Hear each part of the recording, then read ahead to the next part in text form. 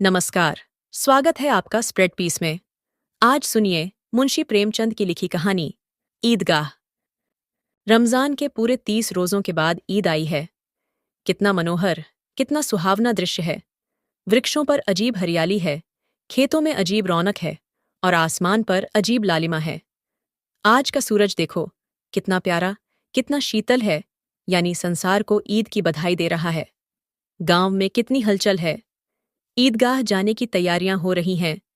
किसी के कुर्ते में बटन नहीं है, पड़ोस के घर में सुई धागा लेने दौड़ा जा रहा है। किसी के जूते कड़े हो गए हैं, उनमें तेल डालने के लिए तेली के घर पर भागा जा रहा है। जल्दी जल्दी बैलों को सानी पानी दे दें, ईदगाह से लौटते लौटते दोपहर हो जाएगी। 3 कोस का पैदल रास्ता है, फिर सैकड़ों आदमियों से मिलना भेंटना, दोपहर के पहले लौटना असंभव है। बच्चे सबसे ज्यादा प्रसन्न हैं। किसी ने 1 रोजा रखा है, वह भी दोपहर तक, किसी ने वह भी नहीं, लेकिन ईदगाह जाने की खुशी उनके हिस्से की चीज है। रोजे बड़े बूढ़ों के लिए होंगे, इनके लिए तो ईद है। रोज ईद का नाम रटते थे, आज वह आ गई। अब जल्दी पड़ी है कि लोग ईदगाह क्यों नहीं चलते। इन्हें गृहस्थी की चिंताओं से क्या प्रयोजन। सेवैयों के लिए दूध और शक्कर घर में है या नहीं, इनकी बला से ये तो सेवैयां खाएंगे। उन्हें क्या पता कि अब्बाजान क्यों बदहवास चौधरी कायमाली के घर दौड़े जा रहे हैं। इन्हें क्या खबर कि चौधरी आंखें बदल लें तो ये सारी ईद मुहर्रम हो जाए। उनकी अपनी जेबों में तो कुबेर का धन भरा हुआ है। बार बार जेब से अपना खजाना निकालकर गिनते हैं और खुश होकर फिर रख लेते हैं। महमूद गिनता है, 1 2 10 12। उसके पास 12 पैसे हैं। मोहसिन के पास 1 2 3 8 9 15 पैसे हैं। इन्हीं अनगिनती पैसों में अनगिनती चीजें लाएंगे, खिलौने, मिठाइयाँ, बिगुल, गेंद और जाने क्या क्या।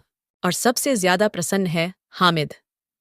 वह 4-5 साल का गरीब सूरत, दुबला पतला लड़का है, जिसका बाप गत वर्ष हैजे की भेंट हो गया और माँ न जाने क्यों पीली होती होती एक दिन मर गई। किसी को पता नहीं क्या बीमारी थी, कहती तो कौन सुनने वाला था।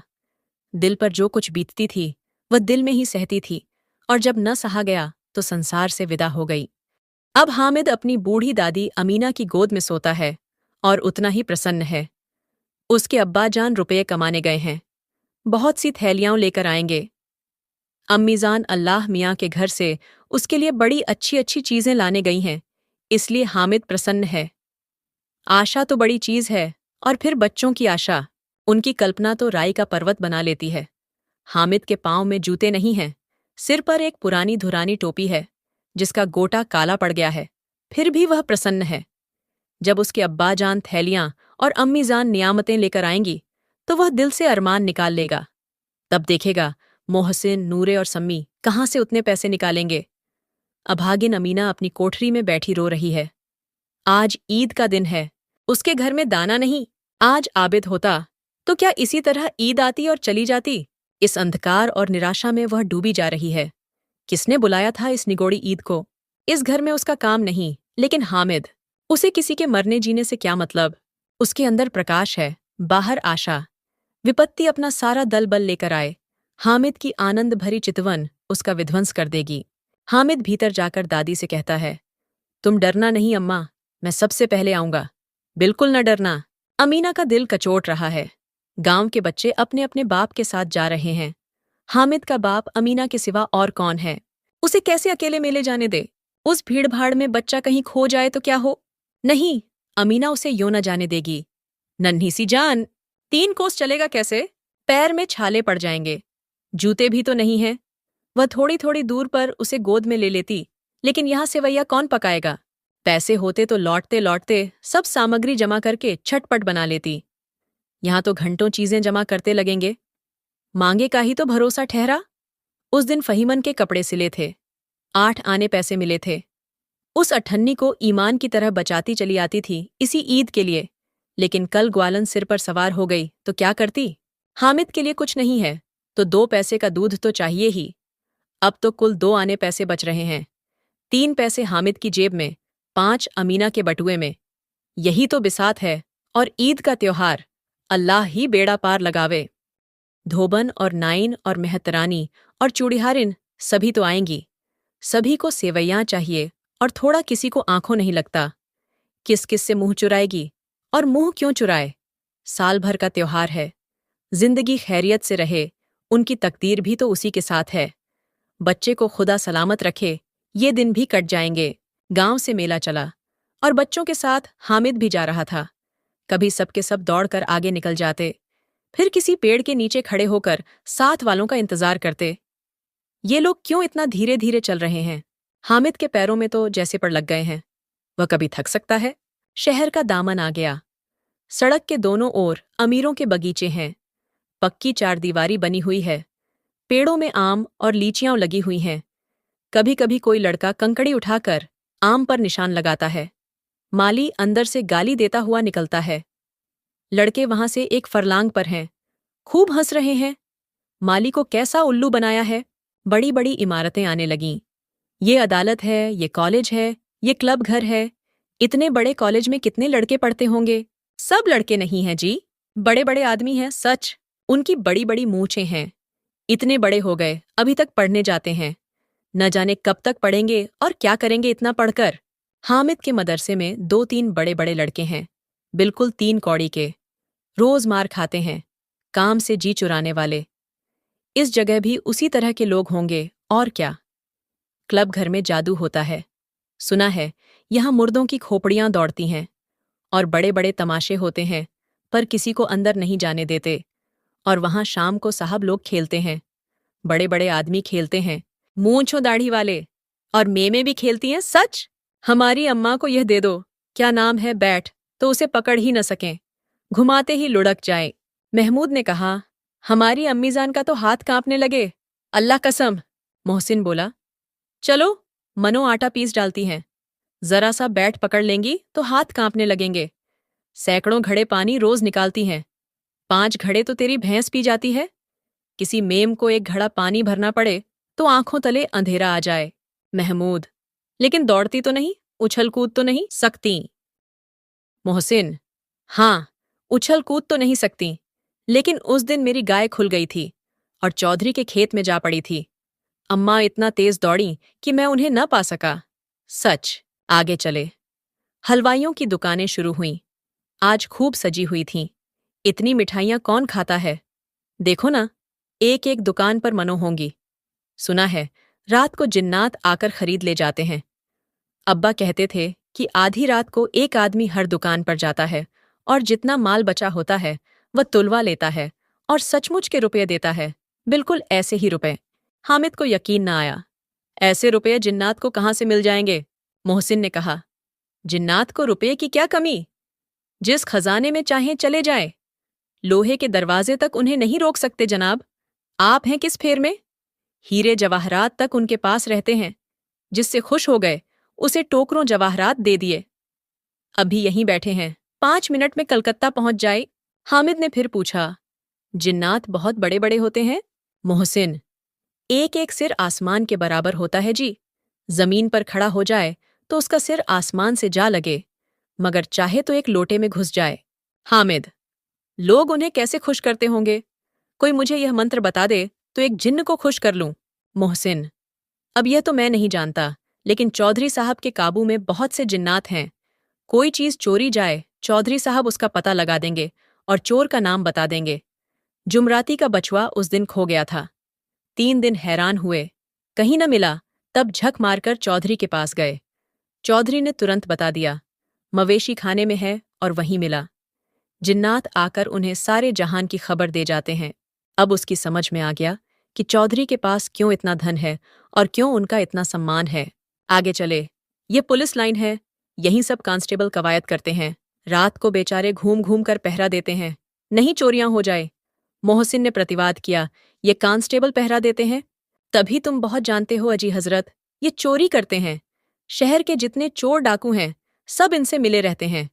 रात को ये लोग चोरों से तो कहते हैं, चोरी करो और आप दूसरे मोहल्ले में जाकर जागते रहो, पुकारते हैं।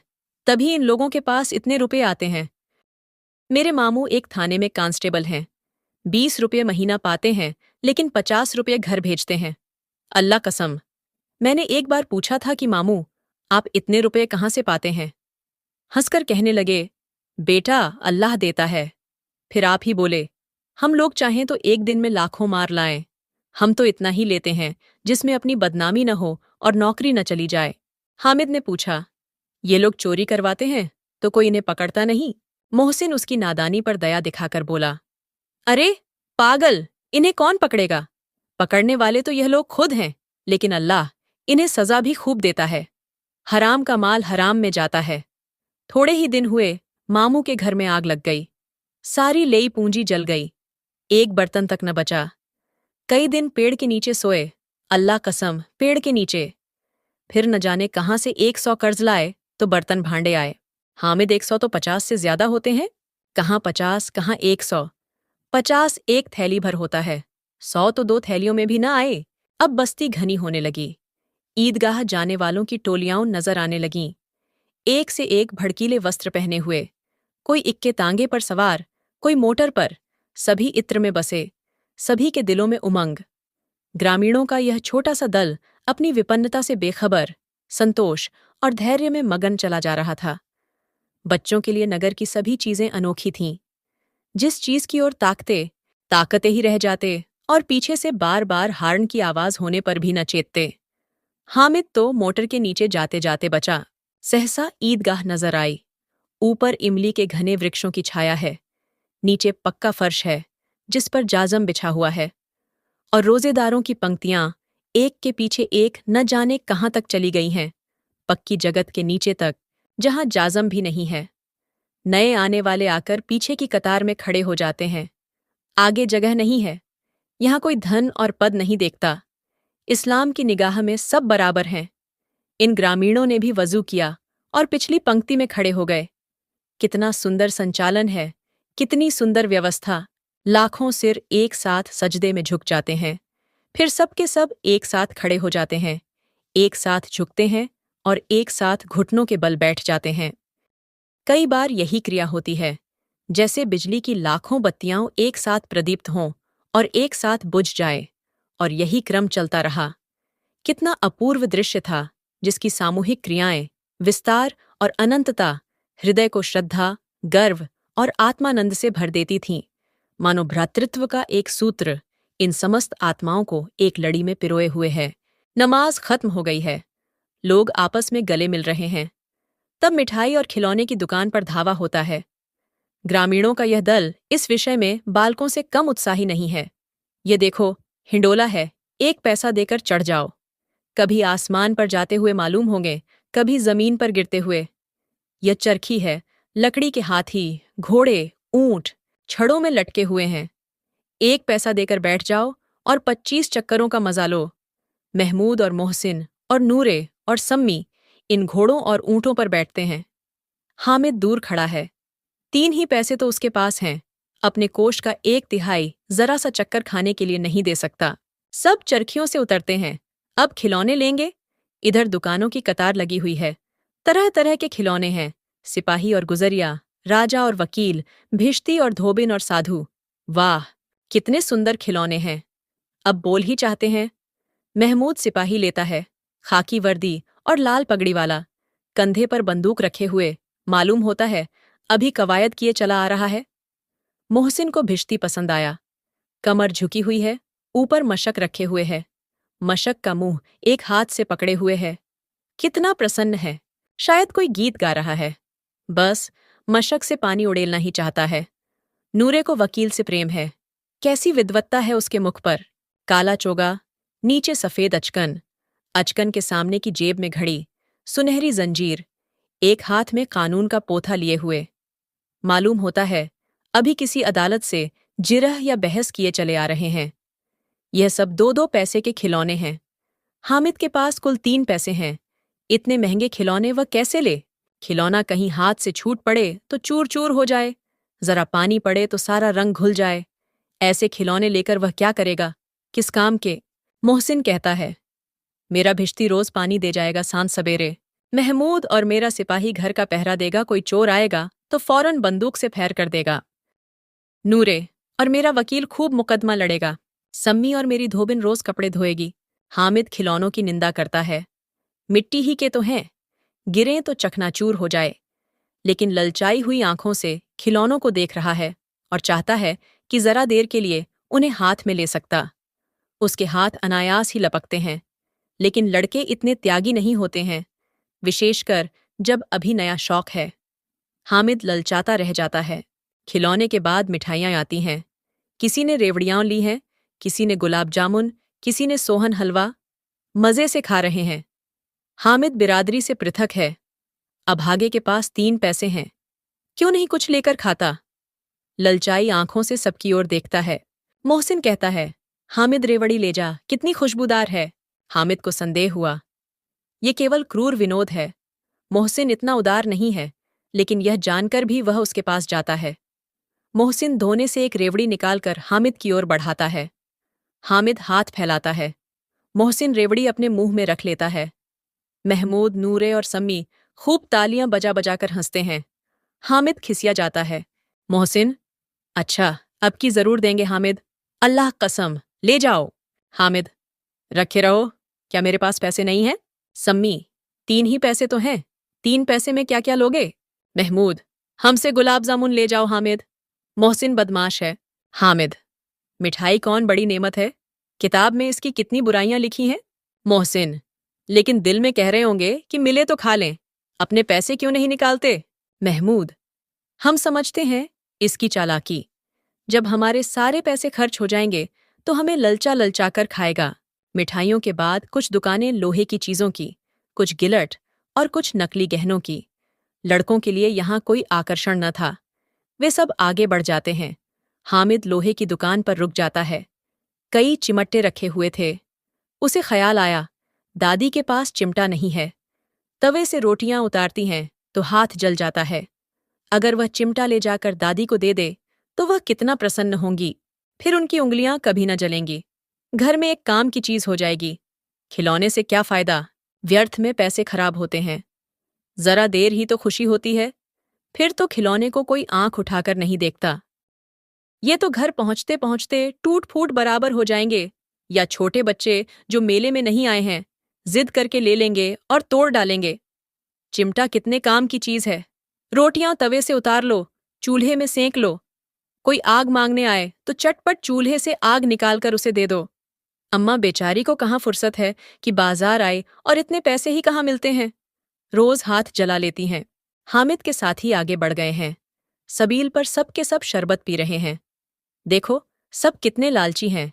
इतनी मिठाइयां ली, मुझे किसी ने एक भी न दी। उस पर कहते हैं, मेरे साथ खेलो, मेरा यह काम करो। अब अगर किसी ने कोई काम करने को कहा तो पूछूंगा। खाएं मिठाइयां, आप मुंह सड़ेगा, फोड़े फुंसियां निकलेंगी, आप ही जबान चटोरी हो जाएगी। तब घर से पैसे चुराएंगे और मार खाएंगे। किताब में झूठी बातें थोड़े ही लिखी हैं, मेरी जबान क्यों खराब होगी? अम्मा चिमटा देखते ही दौड़कर मेरे हाथ से ले लेंगी और कहेंगी, मेरा बच्चा अम्मा के लिए चिमटा लाया है। कितना अच्छा लड़का है। इन लोगों के खिलौने पर कौन इन्हें दुआएं देगा? बड़ों की दुआएं सीधे अल्लाह के दरबार में पहुंचती हैं और तुरंत सुनी जाती हैं। मेरे पास पैसे नहीं हैं। तभी तो मोहसिन और महमूद यूं मिजाज दिखाते हैं। मैं भी इनसे मिजाज दिखाऊंगा। खेलें खिलौने और खाएं मिठाइयां। मैं नहीं खेलता खिलौने, किसी का मिजाज क्यों सहूं? मैं गरीब सही, किसी से कुछ मांगने तो नहीं जाता। आखिर अब्बाजान कभी न कभी आएंगे, अम्मा भी आएंगी ही। फिर इन लोगों से पूछूंगा, कितने खिलौने लोगे? एक एक को टोकरियों खिलौने दूं और दिखा दूं कि दोस्तों के साथ इस तरह का सलूक किया जाता है। ये नहीं कि 1 पैसे की रेवड़ियां लीं तो चिढ़ा चिढ़ाकर खाने लगे। सबके सब खूब हंसेंगे कि हामिद ने चिमटा लिया है। हंसें मेरी बला से। उसने दुकानदार से पूछा, ये चिमटा कितने का है? दुकानदार ने उसकी ओर देखा और कोई आदमी साथ न देखकर कहा, तुम्हारे काम का नहीं है जी। बिकाऊ है कि नहीं? बिकाऊ क्यों नहीं है और यहाँ क्यों लाद लाए हैं? तो बताते क्यों नहीं? कितने का है? 6 पैसे लगेंगे। हामिद का दिल बैठ गया। ठीक ठीक 5 पैसे लगेंगे, लेना हो लो, नहीं चलते बनो। हामिद ने कलेजा मजबूत करके कहा, 3 पैसे लोगे? यह कहता हुआ वह आगे बढ़ गया कि दुकानदार की घुड़कियां न सुने। लेकिन दुकानदार ने घुड़कियां नहीं दी, बुलाकर चिमटा दे दिया। हामिद ने उसे इस तरह कंधे पर रखा मानो बंदूक है और शान से अकड़ता हुआ संगियों के पास आया। जरा सुने, सबके सब क्या क्या आलोचनाएं करते हैं। मोहसिन ने हंसकर कहा, यह चिमटा क्यों लाया पगले? इसे क्या करेगा? हामिद ने चिमटे को जमीन पर पटक कर कहा, जरा अपना भिश्ती जमीन पर गिरा दो, सारी पसलियां चूर चूर हो जाएं बच्चों की। महमूद बोला, तो ये चिमटा कोई खिलौना है? हामिद, खिलौना क्यों नहीं है?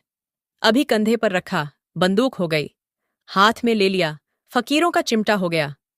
चाहूं तो इससे मजीरे का काम ले सकता हूं। एक चिमटा जमा दूं तो तुम लोगों के सारे खिलौनों की जान निकल जाए। तुम्हारे खिलौने कितना ही जोर लगाए, मेरे चिमटे का बाल भी बांका नहीं कर सकते। मेरा बहादुर शेर है चिमटा। सम्मी ने खंजरी ली थी, प्रभावित होकर बोला, मेरी खंजरी से बदलोगे? 2 आने की है। हामिद ने खंजरी की ओर उपेक्षा से देखा। मेरा चिमटा चाहे तो तुम्हारी खंजरी का पेट फाड़ डाले। बस एक चमड़े की झिल्ली लगा दी, ढप ढप बोलने लगी, जरा सा पानी लग जाए तो खत्म हो जाए। मेरा बहादुर चिमटा आग में, पानी में, आंधी में, तूफान में बराबर डटा खड़ा रहेगा। चिमट्टे ने सभी को मोहित कर लिया। अब पैसे किसके पास धरे हैं?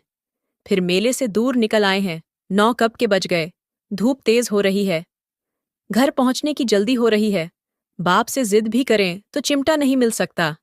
हामिद है बड़ा चालाक, इसीलिए बदमाश ने अपने पैसे बचा रखे थे। अब बालकों के 2 दल हो गए हैं। मोहसिन, महमूद, सम्मी और नूरे एक तरफ हैं, हामिद अकेला दूसरी तरफ। शास्त्रार्थ हो रहा है। सम्मी तो विधर्मी हो गया, दूसरे पक्ष से जा मिला, लेकिन मोहसिन, महमूद और नूरे भी हामिद से 1-1, 2-2 साल बड़े होने पर भी हामिद के आघातों से आतंकित हो उठे हैं। उसके पास न्याय का बल है और नीति की शक्ति। एक ओर मिट्टी है, दूसरी ओर लोहा, जो इस वक्त अपने को फौलाद कह रहा है। वह अजेय है, घातक है। अगर कोई शेर आ जाए तो मियाँ भिश्ती के छक्के छूट जाएं, मियाँ सिपाही मिट्टी की बंदूक छोड़कर भागें, वकील साहब की नानी मर जाए, चोगे में मुंह छिपाकर जमीन पर लेट जाए। मगर ये चिमटा, ये बहादुर, ये रूस्तमे हिंद लपक कर शेर की गर्दन पर सवार हो जाएगा और उसकी आंखें निकाल लेगा। मोहसिन ने एड़ी छोटी का जोर लगाकर कहा, अच्छा, पानी तो नहीं भर सकता? हामिद ने चिमटे को सीधा खड़ा करके कहा, भिश्ती को एक डांट बताएगा तो दौड़ा हुआ पानी लाकर उसके द्वार पर छिड़कने लगेगा। मोहसिन परास्त हो गया, पर महमूद ने कुमक पहुंचाई, अगर बच्चा पकड़ जाए तो अदालत में बंधे बंधे फिरेंगे, तब तो वकील साहब के पैरों पड़ेंगे। हामिद इस प्रबल तर्क का जवाब न दे सका। उसने पूछा, हमें पकड़ने कौन आएगा? नूरे ने अकड़ कर कहा, ये सिपाही बंदूक वाला। हामिद ने मुंह चिढ़ाकर कहा, ये बेचारे हम बहादुर रूस्तमे हिंद को पकड़ेंगे। अच्छा लाओ, अभी जरा कुश्ती हो जाए, इसकी सूरत देखकर दूर से भागेंगे। पकड़ेंगे क्या बेचारे? मोहसिन को एक नई चोट सूझ गई। तुम्हारे चिमटे का मुंह रोज आग में जलेगा। उसने समझा था कि हामिद लाजवाब हो जाएगा, लेकिन यह बात न हुई। हामिद ने तुरंत जवाब दिया, आग में बहादुर ही कूदते हैं जनाब। तुम्हारे यह वकील, सिपाही और भिश्ती लौंडियों की तरह घर में घुस जाएंगे। आग में कूदना वह काम है जो यह रूस्तमे हिंद ही कर सकता है। महमूद ने एक जोर लगाया, वकील साहब कुर्सी मेज पर बैठेंगे, तुम्हारा चिमटा तो बावर्ची खाने में जमीन पर पड़ा रहेगा। इस तर्क ने सम्मी और नूरे को भी सजीव कर दिया। कितने ठिकाने की बात कही है पट्टे ने, चिमटा बावर्ची खाने में पड़ा रहने के सिवा और क्या कर सकता है? हामिद को कोई फड़कता हुआ जवाब न सूझा, तो उसने धांधली शुरू की, मेरा चिमटा बावर्ची खाने में नहीं रहेगा।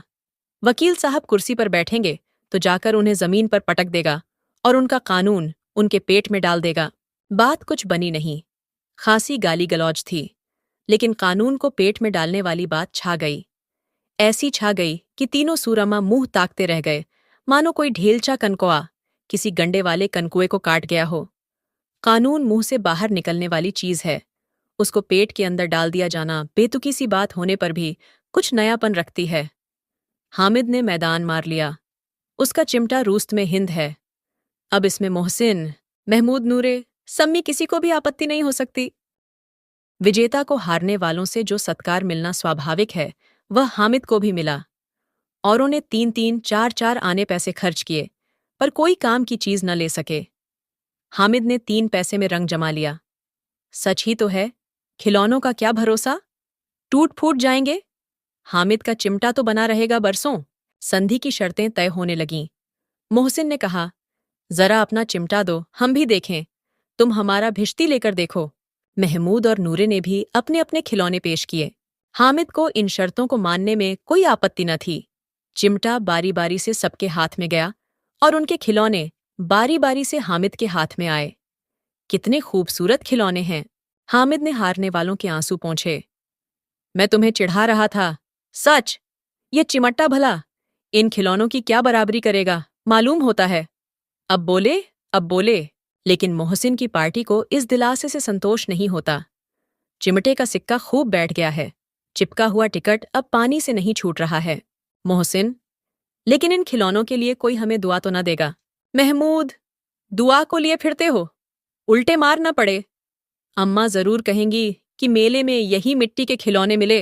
हामिद को स्वीकार करना पड़ा कि खिलौनों को देखकर किसी की माँ इतनी खुश न होंगी जितनी दादी चिमटे को देखकर होंगी। 3 पैसों ही में तो उसे सब कुछ करना था और उन पैसों के इस उपयोग पर पछतावे की बिल्कुल जरूरत न थी। फिर अब तो चिमटा रूस्त में हिंद है और सभी खिलौनों का बादशाह। रास्ते में महमूद को भूख लगी। उसके बाप ने केले खाने को दिए। महमूद ने केवल हामिद को सांझी बनाया। उसके अन्य मित्र मुंह ताकते रह गए। ये उस चिमटे का प्रसाद था। 11 बजे गांव में हलचल मच गई। मेले वाले आ गए। मोहसिन की छोटी बहन ने दौड़कर भिश्ती उसके हाथ से छीन लिया और मारे खुशी के जा उछली तो मियाँ भिश्ती नीचे आ रहे और सुरलोक सिधारे। इस पर भाई बहन में मारपीट हुई। दोनों खूब रोए। उनकी अम्मा यह शोर सुनकर बिगड़ीं और दोनों को ऊपर से 2-2 चांटे और लगाए। मियाँ नूरे के वकील का अंत उनके प्रतिष्ठानुकूल इससे ज्यादा गौरवमय हुआ। वकील जमीन पर या ताक पर तो नहीं बैठ सकता। उसकी मर्यादा का विचार तो करना ही होगा। दीवार में खूंटियाओं गाड़ी गईं। उन पर लकड़ी का एक पटरा रखा गया। पटरे पर कागज का कालीन बिछाया गया। वकील साहब राजा भोज की भांति सिंहासन पर विराजे। नूरे ने उन्हें पंखा झलना शुरू किया। अदालतों में खस की टट्टियां और बिजली के पंखे रहते हैं, क्या यहां मामूली पंखा भी न हो? कानून की गर्मी दिमाग पर चढ़ जाएगी कि नहीं? बांस का पंखा आया और नूरे हवा करने लगे। मालूम नहीं पंखे की हवा से या पंखे की चोट से वकील साहब स्वर्गलोक से मृत्युलोक में आ रहे और उनका माटी का चोला माटी में मिल गया। फिर बड़े जोर शोर से मातम हुआ और वकील साहब की अस्थि घूरे पर डाल दी गई। अब रहा महमूद का सिपाही। उसे चटपट गांव का पहरा देने का चार्ज मिल गया। लेकिन पुलिस का सिपाही कोई साधारण व्यक्ति तो नहीं जो अपने पैरों चले। वह पालकी पर चलेगा। एक टोकरी आई, उसमें कुछ लाल रंग के फटे पुराने चिथड़े बिछाए गए जिसमें सिपाही साहब आराम से लेटे। नूरे ने यह टोकरी उठाई और अपने द्वार का चक्कर लगाने लगे। उनके दोनों छोटे भाई सिपाही की तरह जागते रहो पुकारते चलते हैं। मगर रात तो अंधेरी ही होनी चाहिए। महमूद को ठोकर लग जाती है। टोकरी उसके हाथ से छूटकर गिर पड़ती है और मियाँ सिपाही अपनी बंदूक लिए जमीन पर आ जाते हैं और उनकी एक टांग में विकार आ जाता है। महमूद को आज झात हुआ कि वह अच्छा डॉक्टर है। उसको ऐसा मरहम मिला गया है जिससे वह टूटी टांग को आनन फानन जोड़ सकता है।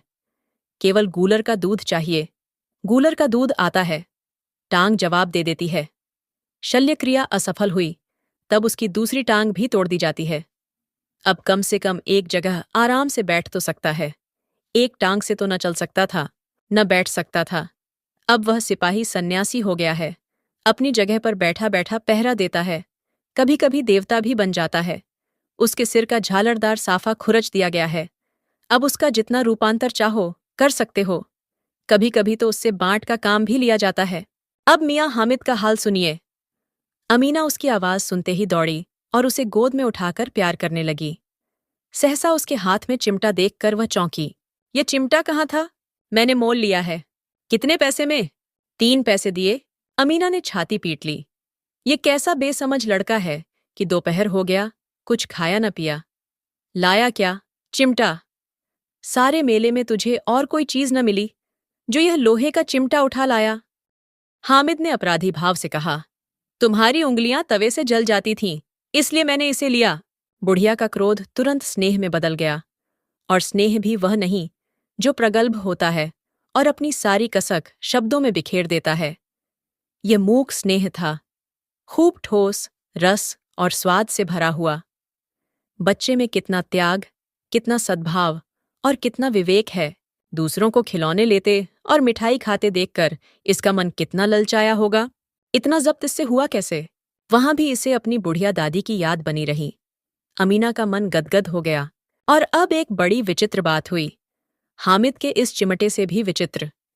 बच्चे हामिद ने बूढ़े हामिद का पार्ट खेला था। बुढ़िया अमीना बालिका अमीना बन गई। वह रोने लगी। दामन फैलाकर हामिद को दुआएं देती जाती थीं और आंसू की बड़ी बड़ी बूंदें गिराती जाती थीं। हामिद इसका रहस्य क्या समझता? आप सुन रहे थे मुंशी प्रेमचंद की लिखी कहानी ईदगाह।